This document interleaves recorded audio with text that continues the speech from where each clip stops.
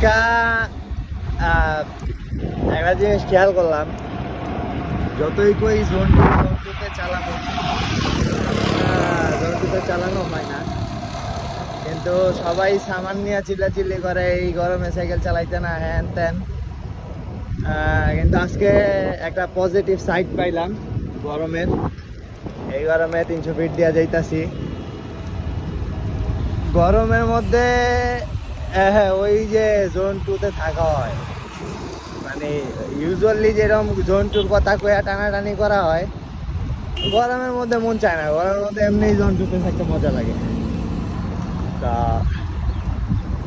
এই যতই কই শীতাইলে চালামু, শীতাইলে চালায় ফাড়াইলামু, ইমপ্রুভ করমু, তা কিন্তু না।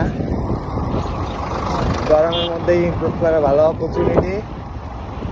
গরমের মধ্যে আরামসে জোন 2-তে চালাইতে থাকতে গায়ে হালকা বাতাস লাগে,